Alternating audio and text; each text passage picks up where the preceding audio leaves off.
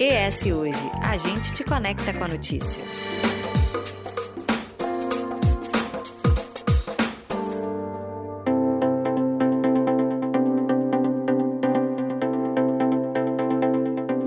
A preservação dos recursos naturais tem sido uma preocupação de governos, empresas e líderes no Brasil e no mundo. E uma sigla que se popularizou muito nesse contexto é o ESG, que abrange um conjunto de práticas que unem a preservação do meio ambiente, a responsabilidade social e também a transparência empresarial.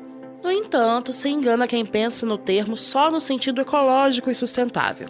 O conceito vai muito além disso. Para nos ajudar a entender melhor sobre o ESG e outros temas relacionados, a partir de hoje, o ES Ouve terá uma vez por mês a Alicia Mesquita, fundadora do Impact Hub. Seja muito bem-vinda. Oi, prazer. Bom estar aqui com vocês. Prazer é nosso. Para começar, Alicia, para a gente contextualizar as pessoas que estão nos ouvindo, o que é o ESG?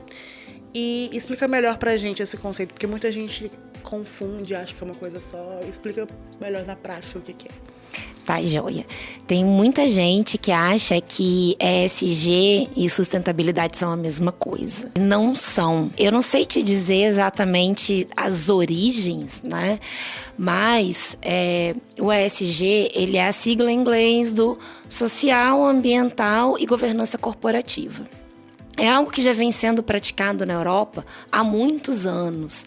A França é uma das pioneiras em trabalhar ações de empresas ligadas ao social, ambiental e à governança corporativa. Eles têm até uma sigla em francês, que eu não vou lembrar direito qual é, mas que remete lá anterior aos anos 60. Com o avanço e a popularização, né, a democratização do que a gente entende como sustentabilidade, as empresas começaram a trabalhar um pouco mais esse olhar do ESG. E aí para ficar claro assim, o ESG é uma política de mitigação de riscos das empresas.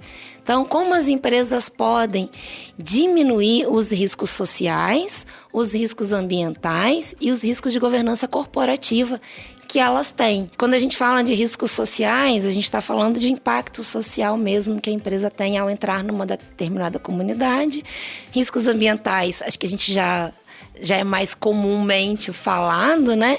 E riscos de governança corporativa são riscos que a empresa adota, né?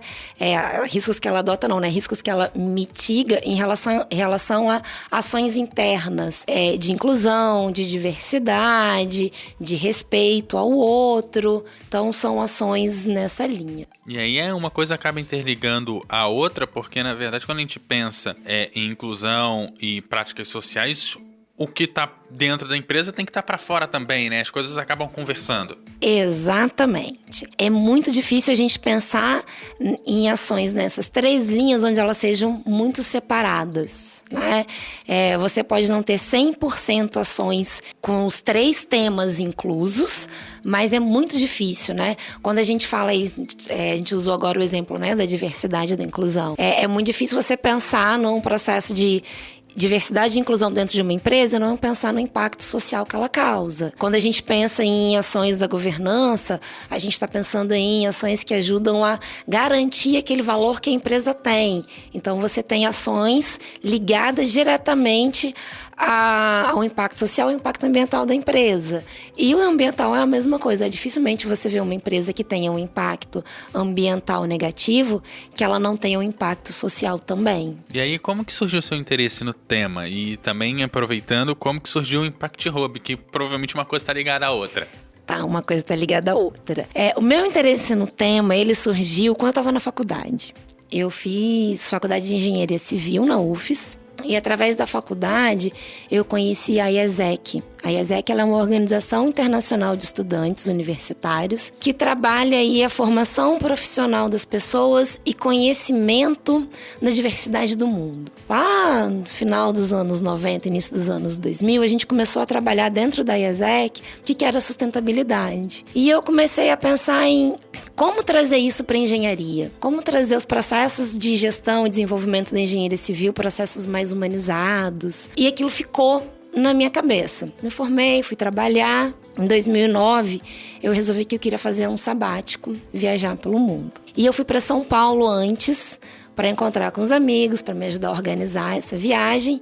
E lá, em 2009, eu conheci o Impact Hub como um ambiente de conexão de pessoas que queriam trabalhar a sustentabilidade. Conheci, me conectei, viajei. Quando eu voltei, eu resolvi morar em São Paulo. E aí eu me conectei um pouco mais com o Impact Hub para entender um pouco das ações, participar um pouco daquela comunidade, daquela conexão. Mas continuei trabalhando com engenharia. Passei por um processo de crescimento e transformação na minha carreira. E em 2019, eu, através de várias ações, principalmente impactos negativos sociais e climáticos que estavam acontecendo em São Paulo, eu entendi que não fazia mais sentido eu estar naquela cidade, trabalhando numa multinacional, com inovação, sem olhar para esse lado do impacto positivo social e ambiental que a gente tinha. E aí eu me aprofundei um pouco mais sobre os processos do Impact Hub e resolvi voltar para Vitória para montar o Impact Hub aqui em Vitória. E como que o Impact Hub surgiu, né?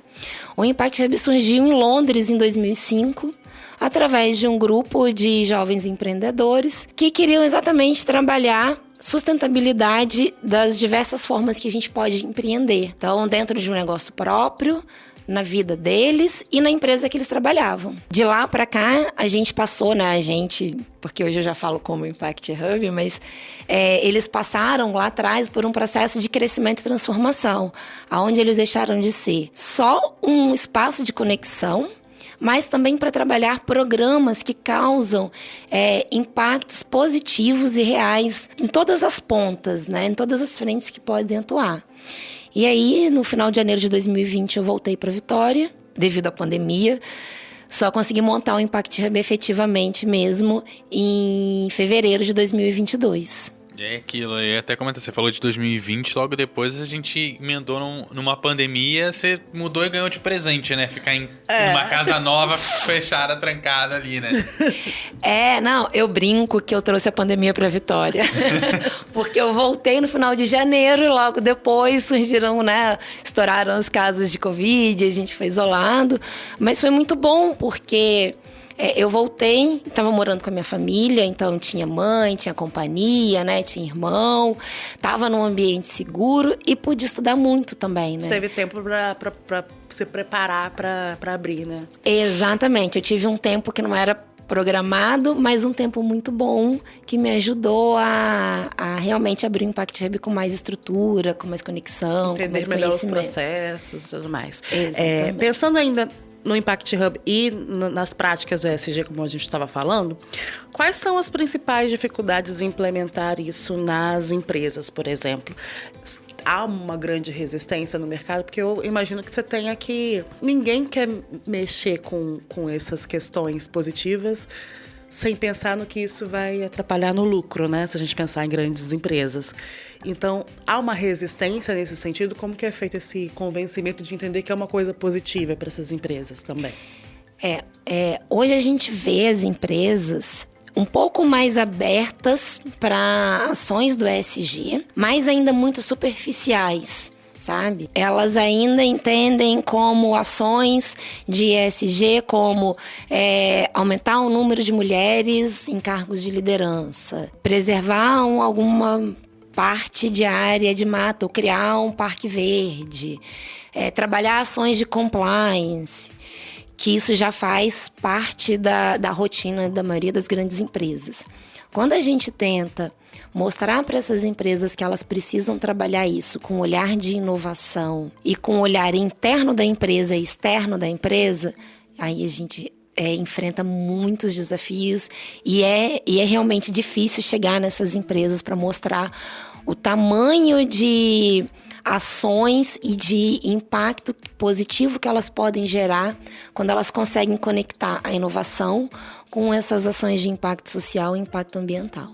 Então a dificuldade maior é sair da superficialidade e não ser uma coisa só para as pessoas verem, realmente ser uma coisa que a empresa absorva, né? Entenda a importância, a relevância daquilo. Exatamente. É bem nessa linha. E aí, qual é o exemplo prático, né, da aplicação do ESG numa empresa? Como é que dá pra gente, de fora, que tá fora da empresa, chegar, olhar pra empresa e falar, aqui tá acontecendo? Existem muitas formas. Tá? Eu tenho aqui alguns dados e eu vou pegar um deles para usar como exemplo. A gente tem aí 1 a cada 5 brasileiros vivem em situações precárias. Quando a gente fala em situações precárias, a gente está falando em casa sem reboco, com infiltração. Então, são situações realmente precárias de vida, né, de moradia, de qualidade alimentar. E como que essas empresas podem trabalhar esse impacto, esse processo de inovação? Transformando a vida dos seus colaboradores, principalmente os colaboradores na base da pirâmide delas, que são a maior parte da população brasileira. A gente tem aqui 1 em cada 5 brasileiros, é um número muito grande. Então, assim, é a grande base da pirâmide das pessoas e dos colaboradores das empresas. Então, elas podem pensar em como eu melhoro a qualidade de vida do meu colaborador, eu faço que ele tenha mais acesso à informação, mais acesso à educação. Então, ele seja um colaborador mais preparado para trabalhar. Isso também gera aumento de qualidade nos resultados da empresa, diminui o turnover da empresa, diminui gastos que a empresa tem com ações cotidianas do dia a dia. Então, isso é uma forma, né, por exemplo, de trabalhar. E aí começa o benefício social e econômico do trabalho disso. Como é que a empresa põe isso na ponta do lápis, já que são ações que muitas vezes, quando a gente vai sentir, a gente acaba passando despercebido, porque você vai alterando, isso entra como parte da cultura da empresa e você não repara quando a empresa tá limpa, mas você repara quando tem alguma coisa que tá fora do lugar. Exatamente. Se a gente vou pegar um exemplo aí no caso da limpeza, né? Que você falou, a gente não repara quando a empresa tá limpa, mas a gente repara quando tem alguma coisa fora do lugar, quando ela tá suja. Quem são as pessoas mais qualificadas para pensar soluções, por exemplo, a área de limpeza de uma empresa? É quem faz a limpeza. E aquela pessoa só vai pensar numa solução se ela é incentivada para aquilo, né? E não só com aumento de salário, por exemplo, mas com processo de transformação. Então, a empresa ela precisa criar indicadores internos daquela empresa, e existem vários estudos internacionais que trazem exemplos desses indicadores que as empresas podem adotar, que mostram que se esse processo que essas empresas adotam de melhoria da qualidade de vida dos seus funcionários, eles tendo maior acesso à educação, maior acesso à informação, eles conseguem gerar esses resultados. Então, eles conseguem pensar em soluções para, inclusive, diminuir custo das empresas no processo de limpeza, diminuir tempo. Então, a empresa ela consegue mitigar esses impactos através de indicadores. E aí, indicador que são melhorias da vida dos seus colaboradores, melhoria da rotina da empresa, diminuição de custo com aqueles processos. Então, aí, assim, pensando rápido, a gente tem 3 indicadores que a gente consegue colocar dentro das empresas para mostrar que aquilo está tendo resultado, né? E está gerando mudança. Porque faz bastante sentido, né? Não tem como um colaborador trabalhar bem se ele dorme mal num ambiente ruim em casa, se ele não come direito, se o transporte para ele é dificultado, como que ele vai chegar lá e produzir? Exatamente, né? É nessa linha. E entender que quando a gente trabalha esses processos de mudança na vida desses colaboradores, a gente está tirando as pessoas da linha da pobreza. Tirar as pessoas da linha da pobreza não é só através de um aumento de salário, aumento de renda per capita. Porque se as pessoas não sabem usar o dinheiro, elas vão se endividar e elas vão continuar na linha da pobreza, mesmo ganhando maiores salários. Então, se a empresa trabalha num processo de formação dos seus colaboradores, ela está impactando diretamente e indiretamente no processo de mudança de sociedade. Até porque numa sociedade cada vez mais trabalhando com itens de informática, né? Eu chamo item de informática porque sei lá que outro nome que a gente pode dar para isso. Você precisa atualizar também o seu colaborador, que às vezes não sabe lidar com a tecnologia, né? Não sabe lidar com a tecnologia. Exatamente. A gente tem aí alguns estudos que mostram que mais ou menos 44% da população brasileira não têm computador em casa. O único acesso deles à internet é através do celular. E eles não têm internet em casa todos os dias do mês. Então, imagina como é que é esse processo de acesso à informação. E esse processo de acesso à tecnologia mesmo. A tecnologia está no nosso dia a dia, né? A inteligência artificial está aí mostrando pra gente que cada vez mais no dia a dia a gente tem aí gadgets da internet, celulares, aplicativos e uma série de outras coisas que facilitam a nossa vida, né? E, inclusive, é a vida do funcionamento da cidade. Se a gente pensa que a tecnologia ela pode ser usada para uma cidade se tornar mais inteligente, e aí quando a gente fala da cidade se tornar mais inteligente, a gente está falando de uma cidade que ela consegue funcionar a favor da população que mais precisa dela. Coisa simples, como a gente já tem aqui o aplicativo que mostra o ônibus, onde é que ele tá, o tempo que vai levar para chegar. A gente sabe que não funciona 100%, não funciona para todas as agências e para todos os lugares, mas já é uma ajuda, já é uma cidade se tornando inteligente e as pessoas precisam usar. E passa pela empresa, não só de transporte, mas todas as outras, dar o acesso a quem mais precisa ou a quem tem mais dificuldade de acessar essa tecnologia. Exatamente, é isso daí, né? Quem usa ônibus, né? Não é a pessoa classe média, alta, rico. São as pessoas mais da base da pirâmide, elas que usam ônibus no dia a dia. Então, se a gente facilita o acesso dessas pessoas a essa informação, a gente está gerando uma facilidade de vida para essas pessoas, né? É isso, assim a gente vai se encaminhando para o fim do episódio. Se tiver mais alguma consideração, Nícia, fica à vontade. Não, eu queria agradecer. Quero convidar todo mundo a acompanhar a gente aqui, né, uma vez por mês, para falar com um pouco mais de prática sobre esses assuntos, né? A gente entender um pouco de como é que estão os processos de descarbonização, os processos de melhoria, de restauração, aumento de área restaurada. A gente tem aí o mês de julho como o mês mais quente da história, desde que começaram as medições, né, de clima. Então, a gente entender efetivamente como ações nessas linhas são benéficas para as pessoas, para as empresas, para o nosso cotidiano e para a cidade que a gente vive, para o nosso estado. Então, acho que estou feliz e quero convidar aí vocês que estão ouvindo a gente a acompanhar a gente aqui. É isso aí, gente. Uma vez por mês aqui no ES Ouve vai rolar esse bate-papo. E obrigada, Alicia, mais uma vez. E lembrando que aqui a gente sempre te convida a debater, a refletir e, sobretudo, a se informar. O ES Ouve tem edição de Eduardo Couto, texto e produção de Lídia Lourenço e direção de jornalismo de Daniele Coutinho. Até a próxima. Até a próxima, pessoal.